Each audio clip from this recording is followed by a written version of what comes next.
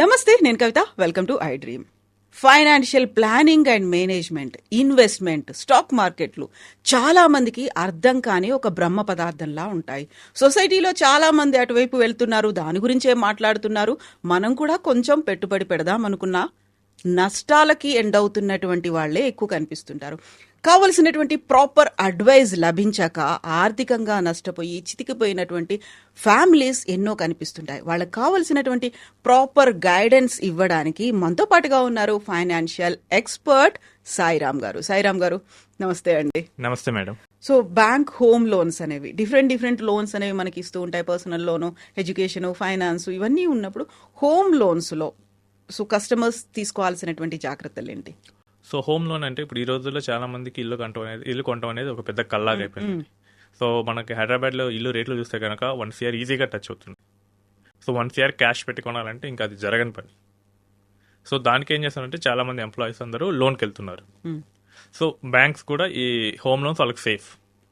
ఎందుకంటే ఇల్లు ఉంటుంది కాబట్టి వీడు కట్టకపోయినా కానీ ఇల్లు అమ్మేసైనా కానీ వాళ్ళు తెచ్చేసుకుంటారు. ప్రాపర్టీ కనిపిస్తుంది అక్కడ.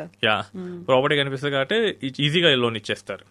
ఈజీ అంటే income verification, title DD verification అన్ని చేస్తే ఎలిజిబుల్ క్యాండిడేట్ అయితే ఇచ్చేస్తారు. కానీ ఇక్కడ బ్యాంక్స్ చాలా మంది కస్టమర్స్ మనం చీట్ చేస్తున్నాయి, మోసం చేస్తున్నాయి. అవునండి. ఎలా? సో బ్యాంక్స్ మీకు అసలు ఏ ఇంట్రెస్ట్ రేట్కి ఇస్తాయో చూద్దాం. ఫస్ట్ మనకి ఆర్బీఐ రెపో రేట్ అని ఇస్తుంది.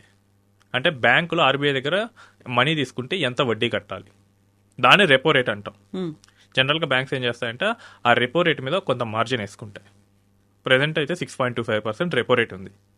దాని మీద ఒక మార్జిన్ వేసుకొని ఫర్ ఎగ్జాంపుల్ ఒక 2.25% మార్జిన్ వేసుకుంది, 8.5%కి కస్టమర్స్కి ఇస్తుంది. సో ఇప్పుడు నేను వెళ్ళాను, ఒక 90 lakhs హోమ్ లోన్ తీసుకున్నాను, 1 CR హోమ్ లోన్ తీసుకున్నాను, నాకు 8.5%కి ఇచ్చాయి. సో మనకి టైం గడిచే కొద్దీ ఆర్బీఐ అనేది ఎవ్రీ క్వార్టర్ ఈ రెపో రేట్స్ని సవరిస్తూ ఉంటుంది. ఫర్ ఎగ్జాంపుల్ ఈ రెపో రేట్ని 6.25 నుంచి ఒక 6.75కి పెంచింది అనుకుందాం, ఒక 0.5% పెంచింది. మొహమాటం లేకుండా బ్యాంకులో ఆ 0.5% నా మీదే వేస్తాయి. అప్పుడు నాకు 8.5 నుంచి 9%కి అవుతుంది. అదే కొత్త కస్టమర్లకు అనుకోండి 0.5 ట్రాన్స్ఫర్ చేయవు, ఓ 0.25 ట్రాన్స్ఫర్ చేస్తాయి. అప్పుడు కొత్త కస్టమర్లకి 8.75కే దొరుకుతుంది. ఎందుకంటే కొత్త కస్టమర్లు కావాలి బ్యాంక్కి. వీడు ఎలాగో ఈఎంఐ కడుతున్నాడు, వీడు ఇది చూసుకొని ఈఎంఐ ఆ రెపో రేట్ ఉంది ఇవన్నీ చూస్తాడని అనుకో బ్యాంక్స్. ఎట్లాగో ఎందుకంటే ఈఎంఐలు అన్నీ మనకు ఆటో డెబిట్ మోడ్లోనే వెళ్తాయి కాబట్టి మనం ఇవన్నీ పట్టించుకో. బ్యాంక్స్ ఏం చేస్తాయంటే కొత్త కస్టమర్లకి అట్రాక్టివ్గా వాళ్ళైతే ఇంట్రెస్ట్ రేట్లు చూస్తారు. ఈ బ్యాంక్ 8.75 ఇస్తుంది, పక్క బ్యాంక్ 8.6 వేస్తుందంటే అక్కడికే పోతారు. సో కొత్త కస్టమర్లు అట్రాక్ట్ చేయడానికి ఆ పెంచిన రెపో రేట్ని వాళ్ళు తీసుకుంటారు సగం. ఇది పెరిగినప్పుడు ఒకవేళ పడిపోయినాయి అనుకోండి, సో 6.25 నుంచి 5.75 అయింది. ఇప్పుడు ఏం చేస్తాయంటే బ్యాంక్స్ ఆ మొత్తం పాసింగ్ కస్టమర్కి ఇవ్వదు, కొత్త కస్టమర్లకు ఇస్తాయి మళ్ళీ. సో పెరిగినప్పుడు మొత్తం భరించాల్సి వస్తుంది, తగ్గినప్పుడేమో 8.5 నుంచి బ్యాంక్స్ మనకి 8.25 ఇస్తాయి, 8 ఇవ్వవు. సో ఈ ఇంట్రెస్ట్ రేట్ మార్జిన్లని వాళ్ళు ఆడుకుంటారు. మీకు 1% ఇంట్రెస్ట్ రేట్ కనుక చేంజ్ వస్తే మనం దాదాపు 3-4 years కట్టిన ఈఎంఐ మొత్తం దానికి అడ్జస్ట్ అవుతుందండి. సో 30 years తీసుకున్న పర్సన్ ఒక 4 years కట్టాడు ఈఎంఐ, అప్పుడు ఒక 8 నుంచి 9%కి పెరిగింది రేట్ ఆఫ్ ఇంట్రెస్ట్. సో మళ్ళీ చూసుకుంటే ఎన్నాళ్ళు కట్టాల్సి మళ్ళీ 30 years ఉంటుంది. ఇప్పుడు వరకు కట్టింది ఏంటంటే అంత గంగలో కలిసి పోతుంది, అంతే ఇంట్రెస్ట్ పోతుంది. మళ్ళీ సింపుల్గా ఏంటంటే మళ్ళీ 30 ఏళ్ళు కట్టాలని ఉంటుంది. చూస్తే చాలా బాధ అనిపిస్తుంది. ఇలాంటి టైంలో కరెక్షన్స్ అనేవి ఉండవా అసలు బ్యాంక్ లోన్స్ సంబంధించి? ఇప్పుడు రేపో రివర్స్ రిపో ఇవన్నీ అయ్యాయి అనుకుంటే సో మనం కూడా కొంచెం జాగ్రత్తగానే చూసుకోవాలండి. సో ఏ బ్యాంక్ మనకి బెటర్ ఆపర్చునిటీ ఇస్తుంది, సో అది ఒకటి మనం చూసుకోవాలి. ఎవ్రీ ఇయర్ మనం చెక్ చేసుకోవాలి. అండ్ ఇంకోటి ఏంటంటే మన క్రెడిట్ ప్రొఫైల్ కనుక మంచిగా ఉంటే మనం మేనేజర్ని రిక్వెస్ట్ చేస్తే వాళ్ళు తగ్గిస్తారు. ఇది బై డిఫాల్ట్ అయితే చేయరు. కానీ అవగాహన ఉండాలి కదా ఆ కస్టమర్కి, ఎవరైతే లోన్ తీసుకున్నారో ఆ పర్సన్కి. అదే కానీ పర్సనల్ ఫైనాన్స్లో మన లోన్స్ని మనమే మేనేజ్ చేసుకోవాలి. సో బ్యాంక్ వాడు వచ్చి సార్ మీరు లోన్ ఈ రేట్ ఆఫ్ ఇంట్రెస్ట్లో ఉంది, ఇక్కడ మనం తక్కువ ఇస్తున్నామని వాడు ఏం చెప్పడు. So you will get simply money. So మనమే ఇక్కడ చాలా జాగ్రత్తగా కాషియస్గా మన లోన్స్ని రివ్యూ చేసుకోవాలి. ఈ లాంగ్ టర్మ్ లోన్స్ అన్నిటికీ రేట్ ఆఫ్ ఇంట్రెస్ట్ అనేది చాలా కీ ఫ్యాక్టర్. ఈవెన్ 1% చేంజ్ కూడా మనకి హెవీ బర్డెన్ కూడా పడవచ్చు, లేదా టైం కూడా స్పెండ్ చేయొచ్చు. సో 30 years పర్సన్ అయితే కనుక 60 years వరకు తీసుకుంటాడు. ఒకవేళ 35 అయింది అనుకుందాం, అప్పుడు ఒక 2% పెరిగితే కనుక మళ్ళీ ఇంకో 30 years కట్టాల్సి వస్తుంది. సో చాలా ప్రాబ్లం వస్తుంది కాబట్టి చాలా జాగ్రత్తగా చూసుకోవాలి. సో లోన్స్ని ఇంట్రెస్ట్ రేట్ ఎంత ఉంది, నాకు బ్యాంకర్ ఎంత ఇస్తున్నాడు, వేరే బ్యాంక్స్ ఎంత ఇస్తున్నాయి. సో దాంతోనే మనం కంపేర్ చేసుకోవాలి. మనం కంపేర్ చేయలేదంటే బ్యాంక్ ఎక్కువ ఇంట్రెస్ట్ కట్టేస్తున్నట్లు. అయితే మీరు ఇప్పుడు ఒక మాట అన్నారు, రెపో పెరిగింది అనుకున్నప్పుడు ఓల్డ్ కస్టమర్స్ అదే ఉంటుంది, కొత్త కస్టమర్స్ కి మాత్రం దానికి కరెక్షన్స్ లేకుండా దానికి తగ్గట్టుగా చేస్తారు. మళ్ళీ ఆ కొత్త కస్టమర్ కూడా పాత కస్టమర్ అయిపోతాడు కదా, అప్పుడు కూడా ఇందులోకి పడిపోతారా? అప్పుడు ఎలా ఉంటాయి లెక్కలు అనేవి? అప్పుడు కూడా ఇంతే అండి. వన్స్ వచ్చేసిన తర్వాత వాళ్ళకి పట్టించుకోరు. ఇక అప్పటి నుంచి ఇక మన బాధ్యత అది. ఈఎంఐ తీసుకున్నామంటే కనుక సో ఆ హౌస్కి ఆన్ పేపర్ ఓనర్ బ్యాంక్, మనం జస్ట్ ఇక ఈఎంఐ కడుతున్నంత కాలం అది బ్యాంక్ దగ్గరే ఉంటుంది కాబట్టి మనమే చూసుకోవాలి. చెక్ బౌన్స్ కాకుండా మాత్రమే చూసుకుంటాం బ్యాంకులో అమౌంట్ ఉందా లేదా అనేది. బట్ ఇవన్నీ కూడా లెక్కలు ఇంత తిరకాసులు ఉంటాయి అనేది అవగాహన లేదు కదా పెద్దగా. ఇది చాలా మంది కూడా సింపుల్ విషయం, జస్ట్ ఎవ్రీ ఇయర్ ఒకసారి గూగుల్ చేసినా సరిపోతుంది. బట్ దాన్ని మాత్రం చేయరు. స్టార్టింగ్ లో ఉన్నంత ఇంట్రెస్ట్ తీసుకున్న తర్వాత ఉండదండి. సో కడుతున్నాం కదా, ఒక 0.1%కి ఎందుకు అంత చేయటం, అలాంటి దాంట్లో ఉంటారు. సో కొంచెం ఈ జాడ్యాన్ని వదిలేసి కొంచెం యాక్టివ్గా ఉంటే కనుక మనకి దాదాపు లక్షలు మిగులుతాయండి. ₹1,00,00,000 మీద 1% అంటే కనుక మీకు ఆ చేంజ్లోనే ఒక 2-3 years ఆఫ్ ఈఎంఐ మనకి సేవ్ అవుతుంది. ట్రూ. యూజువల్గా మనం ఏ బ్యాంక్కి వెళ్ళాలి, ఎంత లోన్ తీసుకోవాలి అనేది మాత్రం ఎంక్వైరీ చేసి చూస్తారు. 2-3 బ్యాంక్స్ ఏది బాగున్నాయి, ఫ్రెండ్స్ సజెషన్స్ ఇలాంటివి తీసుకుంటారు తప్ప ఆ తర్వాత జరిగేది ఏంటి, ఎంత ఇంపాక్ట్ పడుతుంది అనేది మాత్రం చూసుకోం కదా అసలు. వాళ్ళకి తెలుసు, వాళ్ళకి మన బిహేవియర్ మొత్తం తెలుసు, మనం ఎలా రియాక్ట్ అవుతాం, ఎంతసేపు ఆ జర్నీని కంటిన్యూ చేస్తాం. సో అందుకని అడ్వర్టైజ్మెంట్ కూడా మీరు ఫ్రెష్ దాని మీదే ఉంటుంది. సో మనకి కావాలంటే హోమ్ లోన్ ట్రాన్స్ఫర్ చేసుకోవచ్చు అండి. సో ఈ బ్యాంక్ వాడు ఇవ్వనంటున్నాడు, వెంటనే ఈ లోన్ని వేరే బ్యాంక్ ట్రాన్స్ఫర్ చేసుకోవచ్చు. సో వాడు పాత బ్యాంక్ మొత్తం కట్టేస్తాడు, మనకి తక్కువ రేట్లో ఈఎంఐ ఇస్తాడు. సో ఆప్షన్ కూడా చాలా తక్కువ మంది యూటిలైజ్ చేస్తున్నారు. ఇదేంటంటే అవగాహన ఉండదు. ఇంకోటి ఏంటంటే ఇంత పేపర్ వర్క్ చేయాలని చెప్పేసి వెనకడుగు వేస్తారు. బట్ మనకి అది లక్షల్లో మిగులుతుంటే మాత్రం మనం చేయొచ్చు. మీరు చెప్పినట్టుగా ఈ అవగాహన ఎంతమందికి ఉంది? అంత ఈజీగా ఆ బ్యాంక్ వదులుకుంటుందా ఇంకో బ్యాంకుకి వెళ్తున్నాము అంటే? ఫస్ట్ ఆ మేనేజరే try to adjust the rate అండి. ఒకవేళ మన ప్రొఫైల్ బాగాలేదు, ఒకవేళ ఆ మార్కెట్లో హౌస్కి ఏమన్నా ఇష్యూస్ వస్తే అప్పుడు వెళ్ళిపోమని చెప్తారు. మనకి సిబిల్ బాగాలేకపోతే వాడు మొహమాటం లేకుండా ఇవ్వడు. ఒకవేళ ఎన్బిఎఫ్సిసి కానీ వేరే బ్యాంక్ కానీ మనకి ఇస్తా అంటే అక్కడికి వెళ్ళచ్చు. మన హిస్టరీ కనుక బాగుంటే కనుక కరెంట్ మేనేజరే చేసేస్తాడు. కాకపోతే మనం వెళ్ళాలి కదా, ఇదేమో ఫోన్లో చేసేసి చేయండి అంటే చేయరు. ఎగ్జాక్ట్లీ, మనం ఎంత అవగాహనతో ఉన్నాము, ఎంత అలర్ట్ గా ఉన్నాము అనేది. అలర్ట్తో ఉండాలి, మళ్ళీ బ్యాంక్కి వెళ్ళాలండి. ఈ రోజులో అంతా ఆన్లైన్కి అడిక్ట్ అయ్యారు, బట్ ఇది మాత్రం ఆఫ్లైన్లోనే జరుగుతుంది. సో ఇప్పుడు మీరు చెప్పినటువంటి ఈ లెక్క ఉంది చూడండి, అందులోనే మతలబ్ ఉంది. రెపో పెరిగింది, రివర్స్ రెపోతో తగ్గింది, ఇలాంటివన్నీ అనుకున్నప్పుడు అవన్నీ చూసి విన్న తర్వాత వార్తలుగా మాత్రమే ఉంటాయి తప్ప అవి మన మీద ఎంత ఇంపాక్ట్ పడుతుంది అనే ఆలోచన రాదు కదా అసలు. అంతవరకు ఆలోచించాలి కదండి. సో సాయిరామ్ గారు, ఇప్పుడు మ్యూచువల్ ఫండ్స్ గురించి బోల్డ్ అంత అడ్వర్టైజ్మెంట్స్ ప్రతి చోట కనిపిస్తున్నాయి కదా. ఒక పర్సన్ కి అలా లిమిట్ అనేది ఏదైనా ఉంటుందా? మ్యూచువల్ ఫండ్స్ లో ఇన్వెస్ట్ చేయడానికి ఎంతవరకు చేయొచ్చు అంటారు? అసలు ముందు ఒక మనిషి ఎందులో చేస్తారండి ఇన్వెస్ట్మెంట్స్? సో ఏదో చేస్తే రియల్ ఎస్టేట్లో చేయాలి, గోల్డ్లో చేస్తాడు, బ్యాంక్ డిపాజిట్స్, ఇంకా ఆ తర్వాత stock market. And mutual funds ఏంటంటే వీటన్నిటిలో ఇన్వెస్ట్ చేయడానికి ఒక పర్ఫెక్ట్ ప్రొఫెషనల్ బాడీ. సో మనకి ఒక ఐడియల్ పర్సన్ కనుక తీసుకుంటే 40% ఆఫ్ హిజ్ నెట్వర్త్ అనేది ఇల్లిక్విడ్ అసెట్స్ అండ్ రియల్ ఎస్టేట్లో ఉండొచ్చు. కొన్ని కేసెస్కి వెళ్తే 50% కూడా వెళ్ళొచ్చు. నెక్స్ట్ ఒక 10% వరకు ఏంటంటే గోల్డ్, సిల్వర్, డైమండ్స్ ఇలాంటి వాటిలో పెట్టచ్చు. ఒక 5% బ్యాంక్ డిపాజిట్స్లో పెట్టచ్చు. సో ఈ మిగిలిన 35 to 45%లో అట్లీస్ట్ 25% అనేది మ్యూచువల్ ఫండ్లో ఉండాలండి. ఎందుకంటే రేపు మీకు జాబ్ పోయింది, ఉన్న ఈ రియల్ ఎస్టేట్ మీకు ఏమన్నా హెల్ప్ చేస్తుందా? సో లోన్ ఇవ్వరు. జాబ్ పోతే మొహమాటం లేకుండా లోన్ ఇవ్వరు బ్యాంకర్. నెక్స్ట్ గోల్డ్ మనకు హెల్ప్ చేస్తుంది, ఎందుకంటే మనకు అవసరం వస్తే కనుక దాన్ని తీసుకెళ్ళి పక్క షాప్లో ఇచ్చినా కానీ వాళ్ళు మనకి మనీ ఇస్తారు. బ్యాంక్ కూడా సిబిల్ కూడా చూడవు గోల్డ్. ఆ గోల్డ్ సిబిల్ కూడా చూడకుండా ఉండాలి, అది ఆర్నమెంట్ ఫామ్లో ఉండాలి. నేను పోయి బార్స్లో పెట్టుకుంటానంటే కనుక యాక్సెప్ట్ చేయరు, మళ్ళీ అవి వచ్చిన దాన్నే వెళ్ళమంటారు. సో ఆర్నమెంట్ ఫామ్లో గోల్డ్ ఉంటే కనుక మనకు అక్కడ ఒక ఎమర్జెన్సీ పర్పస్లో యూజ్ అవుతుంది. నెక్స్ట్ క్యాష్ ఎందుకు ఉండాలంటే మనకి ఇమీడియట్గా క్యాష్ అవసరం అవుతుంది. సో మనం ఈ ఇన్వెస్ట్మెంట్స్ వీటన్నిటిని కొంచెం టైం పడుతుంది, ఈవెన్ 1 or 2 days టైం పట్టచ్చు క్యాష్ చేయాలంటే.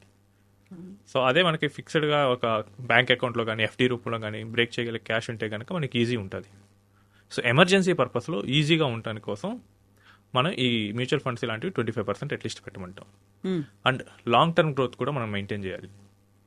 సో ఎమర్జెన్సీ వస్తుందని చెప్పేసి నేను 100% సేఫ్ అట్లా ఉండలేను. అప్పుడు ఏమైందంటే లాంగ్ టర్మ్లో నన్ను ఇన్ఫ్లేషన్ తినేస్తుంది. మ్మ్. సో ఇన్ఫ్లేషన్ అంటే సింపుల్గా చెప్తానండి. ఇన్ 2005 నాకు గుర్తుంది. So Thums Up bottles they were at 4 rupees. Now they were at 20 rupees. Hmm. So almost ఒక 20 yearsలో 5 times పెరిగాయి. అవును. సో మనం బ్యాంక్లో ఉంచితే ఎంత పెరుగుతుంది? 3% ఇస్తున్నాడు. రూల్ ఆఫ్ 72 అంటే మనకి ఇచ్చే ఇంట్రెస్ట్ రేట్ని 72తో డివైడ్ చేస్తే వచ్చే టైంలోనే అన్ని ఇయర్స్లోనే మన మనీ డబల్ అవుతుంది. సో 72/3. సో 24 years పడుతుంది. డబుల్ అవడానికి. అంటే మీరు బ్యాంక్లో జస్ట్ ఐడియల్గా పడేస్తే అది డబల్ అవడానికి 24 years పడుతుంది. బట్ ఖర్చులు ఎవ్రీ ఇయర్ పెరుగుతున్నాయి. ఎవ్రీ ఇయర్ పెరుగుతాయి. మనకి ఇన్కమ్ పెరిగితే మన లైఫ్ స్టైల్ పెరుగుతుంది. మనకి చాలామంది ఏంటంటే జనరల్ ఇన్ఫ్లేషన్ చూస్తారండి. లైఫ్ స్టైల్ ఇన్ఫ్లేషన్ మర్చిపోతారు. సో లైఫ్ స్టైల్ ఇన్ఫ్లేషన్ అంటే కనుక నీకు 10 lakhs ఆఫ్ ఇన్కమ్ వచ్చినప్పుడు నువ్వు వాడే వస్తువులు ఏంటి అవి ఎలా పెరుగుతున్నాయి వర్సెస్ నీ శాలరీ 25 lakhs అయినప్పుడు నువ్వు వాడే వస్తువులు ఏంటి అవి ఎలా పెరుగుతున్నాయి. సో ప్రీమియం బ్రాండ్కి వెళ్ళేటప్పుడు ఎలా ఉంటుంది, మనం ఎంత ఖర్చు పెడుతున్నాం. 10 lakhs వచ్చినప్పుడు మా అయితే 10 lakhs లోపలనే ఖర్చు పెడతాడు. బట్ 25 lakhs వచ్చినప్పుడు ఎక్కువ ఖర్చు పెడతాడు. అండ్ మన డిపెండెంట్స్ ఎలా ఉన్నారు. సో ఇద్దరే ఉన్నారు, వైఫ్ అండ్ హస్బెండ్, వాళ్ళకు ఒకలాగా ఉండొచ్చు. కిడ్స్ వచ్చినప్పుడు ఒకలాగా రేట్స్ పెరుగుతాయి. సో వీటన్నిటిని కన్సిడర్ చేసుకోవాలండి. మన హౌస్ హోల్డ్ ఇన్ఫ్లేషన్ ఎలా ఉంది, సో అంత దానికి మ్యాచ్ అయ్యేటట్లు మన ఇన్వెస్ట్మెంట్ పెరుగుతుందా లేదా. సో ఎక్కువగా పెరగాలంటే కనుక ఏదో real estate or stock market. Hmm. Real ఎస్టేట్లో ఏంటంటే మనకి లిక్విడిటీ ఉండదు అండ్ పార్షియల్ విత్డ్రా చేయలేము. సో మనకు అవసరమైంది మనకు 2 BHK నుంచి ఒక బెడ్రూమ్ మనం తీసి అమ్మగలము. సో ఇదే మార్కెట్లో ఉంటే కనుక స్టాక్ మార్కెట్ కానీ మ్యూచువల్ ఫండ్లో కానీ ఉంటే కనుక గోల్డ్లో కానీ ఉంటే కనుక మనం పార్షియల్గా అమ్మొచ్చు. సో ఆ ఫెసిలిటీ కూడా ఉంటుంది కాబట్టి అట్లీస్ట్ ఒక 25% అనేది ఒక పర్సన్స్ నెట్వర్క్లో ఈ stocks or mutual funds or manager పోర్ట్ఫోలియోస్లో ఉండాల్సిందే అండి. సో స్టాక్స్ కొంచెం రిస్క్ కాబట్టి మేము ఏమని చెప్తామంటే మ్యూచువల్ ఫండ్లో కానీ మేనేజర్ పోర్ట్ఫోలియోస్లో కానీ ఉంచుకోమని చెప్తాం. మ్మ్. సో అందరికీ స్టాక్స్ పిక్ చేయడం రాదు. సో ఈ రెండిటికి ఉన్నటువంటి డిఫరెన్స్ ఏంటి, ఎలా చూసుకోవచ్చు? సో మ్యూచువల్ ఫండ్ అంటే ఏం లేదండి, మన మనీని తీసుకెళ్ళి ఫండ్ మేనేజర్కి ఇస్తాం. ఫండ్ మేనేజర్ పబ్లిక్ దగ్గర నుంచి కలెక్ట్ చేస్తాడు. మ్మ్. అది అంతా ఓపెన్గా ఉంటుంది. సో అతను ఏం కొన్నాడు, ఏం సెల్ చేశాడో అంతా ఓపెన్గా ఉంటుంది. అదే మేనేజర్ పోర్ట్ఫోలియోస్కి వచ్చేసరికి మన మనీని ఒక పోర్ట్ఫోలియో మేనేజర్కి ఇస్తాం. లేకపోతే మన దగ్గరే ఉంటుంది, he will be a power of attorney holder. Hmm. So మన పవర్ ఆఫ్ అటార్నీ తీసుకుని ఆయన మన పోర్ట్ఫోలియోని మేనేజ్ చేస్తాడు. ఇక్కడ ఏంటంటే సైజ్ అనేది డిఫరెన్స్. మ్యూచువల్ ఫండ్స్ చాలా హై లెవెల్లో హ్యాండిల్ చేస్తాయి. పోర్ట్ఫోలియో మేనేజ్మెంట్ ఏంటంటే ఒక 1000 clients, 2000 clients, ఒక 5000 clients అంతమందికి మాత్రమే చేస్తారు. మ్మ్. సో ఇదేంటంటే మనకి మన అకౌంట్లోనే అన్ని స్టాక్స్ ఉంటాయి. స్టాక్స్ కానీ స్కీమ్స్ కానీ అన్ని మన అకౌంట్లోనే ఉంటాయి. మ్యూచువల్ ఫండ్కి వచ్చేసరికి మ్యూచువల్ ఫండ్ అకౌంట్కి వచ్చేస్తాయి. మ్మ్. ఈ మధ్య కాలంలో చాలా మంది మేము ఎస్ఐపీలు కడుతున్నాము అనే ఒక మాట ఉంది. సో అది కూడా మీరు చెప్పినట్టుగా ఒక 25% దాంట్లోనే ఉండాలా, ఎలా మేనేజ్ చేసుకోవాలంటారు వాటిని? సో అదే మొత్తం నెట్వర్క్లో అండి. మ్మ్. సో ఈ రోజు నా నెట్వర్క్ ఎంత అంటే మొత్తం ఎస్ఐపీస్ అన్నీ కలిపే కదా అని చెప్పేది. సో ఆ నెట్వర్క్లో అట్లీస్ట్ 25% ఉంచుకోండి.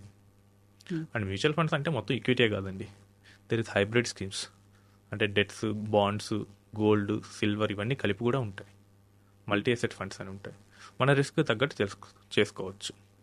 చాలామంది మ్యూచువల్ ఫండ్స్ అంటే మనీ లాస్గానే ఊహిస్తారు. బట్ లాస్ కూడా కాదండి. ఈవెన్ మీకు రూపాయి నష్టం రాని డెట్ ఫండ్స్ కూడా ఉన్నాయి. ఓవర్ నైట్ ఫండ్స్ ఉన్నాయండి. ఇది నేను ఒక కేస్ స్టడీ చెప్తాను. సో ఒక person he runs some business. So నేను ఆయన స్టేట్మెంట్స్ అన్నీ అనలైజ్ చేసినప్పుడు అట్లీస్ట్ ఒక 1 CR అనేది ఆయన కరెంట్ అకౌంట్లో ఉంటుంది. ఓకే. దాన్ని ఏంటంటే ఐడియల్గా ఉంచుతున్నాడు. సరే మేము ఏం చేసామంటే ఇది ఎట్లాగో ఐడియల్గా ఉంది కదా, దీన్ని ఒక లిక్విడ్ ఫండ్లో పెడదాం మనం.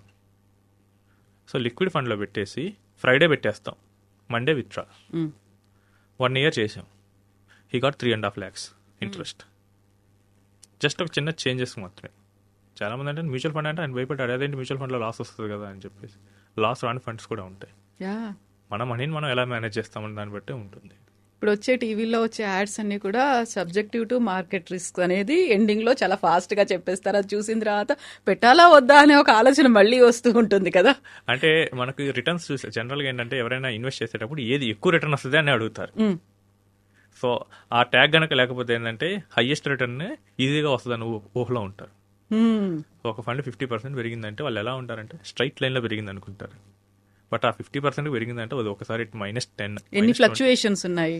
మనకి ఈసీజీ గ్రాఫ్ లాగా వెళ్తుంది. అది ఈసీజీ మీద మనకి స్ట్రైట్ లైన్ వస్తే మనిషి లేనట్టు. సో మనకు మార్కెట్ కూడా ఈసీజీ గ్రాఫ్ లాగే మూవ్ అవుతుంది. అలా మూవ్ అయినప్పుడే అది రిటర్న్ ఇస్తుంది. స్ట్రైట్ ఇస్తే కనుక మనకి ఎఫ్డీసే బెటర్ అవుతాయి. ఇప్పుడు అది మార్కెట్ ఎప్పుడు స్ట్రైట్ ఇవ్వదు. ఈ ట్యాగ్ కనుక పెట్టకపోతే చాలా మంది ఊహించుకుంటారు అది ఈజీ, అది సింపుల్గా వస్తుంది అని చెప్పేసి. సో వాళ్ళకి ప్రొటెక్ట్ చేయడానికి ఆ ట్యాగ్ పెడుతుంది సేబీ. సో మ్యూచువల్ ఫండ్స్ లో ఇన్వెస్ట్ చేయాలి అనుకుంటే 25% మాత్రం పెట్టుకోవాలి. 25% పెట్టుకోవాలి. మిగతా అసెట్స్ లో పెట్టుకోవాలండి. సో ఎవరైనా కానీ మీకు 100% మ్యూచువల్ ఫండ్స్ లో పెట్టమన్నా కానీ అది కరెక్ట్ కాదు. ఒక అన్ప్రొఫెషనల్ ఏజెంటే అలా చెప్తాడు. ఎందుకంటే మనకి మ్యూచువల్ ఫండ్స్ పడితే కూడా చాలా గట్టిగా పడతాయండి. సో నేను ఒక కస్టమర్ పోర్ట్ఫోలియో చూస్తానంటే he has some 4 crores. Okay. So మొన్న రీసెంట్ మార్కెట్ కరెక్షన్లో సో ఒక 20% తగ్గిపోయింది. He invested in aggressive schemes. So is daily varying మళ్ళీ ఎప్పటికి వస్తుంది. దాదాపు 80 lakhs పోయినాయి. అంటే జస్ట్ ఇది మార్కెట్ లాస్. బట్ ఆ పట్టం అనేది కొంచెం గట్టిగా పడుతుంది కాబట్టి ఇప్పుడు 100% పెట్టకూడదు. సో మనకి ఇక్కడ కాబట్టి వేరే చోట అయినా మనీ వచ్చేటట్లు అరేంజ్మెంట్ మనం చేసుకోవాలి. సో అందుకని ఎమర్జెన్సీ ఫండ్ పెట్టుకోమంటాం. నెక్స్ట్ వచ్చేసరికి ఇన్సూరెన్స్ పర్ఫెక్ట్గా ప్లాన్ చేసుకోమంటాం. అండ్ అన్ని ఎగ్స్ తీసుకొచ్చి ఒకే బాస్కెట్లో పెట్టకూడదు. ఆ బాస్కెట్ కనుక పగిలిపోతే లోపల ఉన్న ఎగ్స్ కూడా డ్యామేజ్ అవుతాయి, అసలు యూజ్ అవ్వకుండా పోతాయి. సో అందుకని మనం ఇప్పుడు డైవర్సిఫై చేసుకోవాలి. మనకి రిస్క్ ఎంత, ఈ 25% కూడా ఏంటంటే మిగతా ఇది ఆటోమేటిక్గా ఒక 4-5 yearsలో రికవర్ అయిన, ఇది మొత్తం జీరో అయినా అది 4-5 yearsలో మళ్ళీ దీన్ని క్రియేట్ చేస్తుంది అన్న కాన్ఫిడెన్స్తో. చిన్న హోప్ ఉంటుంది అక్కడ. ఇంకా చాలా మంది కోట్ల రూపాయలు స్థలాల్లో పెట్టడానికి ఇష్టపడతారు. బట్ ఒక 10 lakhs పెట్టండి అంటే అమ్మో అది లాస్లో ఉందంటారు. ఇది ఒక సర్వే చేసామండి. సో ఒక క్లయింట్ మేము అడిగాం, మీ ఇంటి దగ్గర మీరు సేల్ బోర్డు పెట్టండి, ప్రైస్ ఎంత అని రోజు కాల్స్ ఫోన్ చేస్తారు కదా కనుక్కోండి అన్న. సో ఆయన ఎక్స్పెక్టేషన్ ఏంటంటే అది 1 crore రూపాయలు పలుకుతుంది. కాల్స్ 80 lakhs నుంచి వచ్చాయి. మీ రేట్ ఎంత అంటే 80 lakhs అంటున్నా, 85 lakhs. సో 1 year ఆయన టార్గెట్కి ఎప్పుడు రాలేదు. ఒక 1 month పెట్టాం అంటే ఆ 1 crore worth property 80 lakhs 85 lakhs అని అడిగినా ఆయనకి హ్యాపీ. బట్ ఆయన ఒక 10 lakhs పెట్టేది ఒక 8.5 lakhs అయితే కనుక వరీ అయిపోతాడు. సో రెండు సేమ్. ఆ రోజు అమ్మాలనుకుంటే అది ఆయనకి ఒకడే వచ్చాడు కాబట్టి 80 lakhs ఇవ్వాల్సిందే. మనకు మార్కెట్లో ఏంటంటే దాని మీద ఎత్తి మీద ప్రైస్ ట్యాగ్ రోజు కనిపిస్తుంది. అదే మన హౌస్ మీద గోల్డ్ మీద ప్రైస్ ట్యాగ్ పెట్టుకుంటే అక్కడ కూడా సేమే ఉంటుంది ఫీల్. కాకపోతే ప్రైస్ ట్యాగ్ ఉండదు కాబట్టి చాలా హ్యాపీగా ఫీల్ అవుతారు. ఎస్ అండి. సాయిరామ్ గారు, థ్యాంక్ యూ సో మచ్ అండి. మళ్ళీ మనం మాట్లాడుకుందాం బోల్డ్ అనే విషయాలు ఫైనాన్షియల్ ప్లానింగ్ అండ్ మేనేజ్మెంట్ గురించి తెలుసుకోవడానికి. థ్యాంక్ యూ అండి.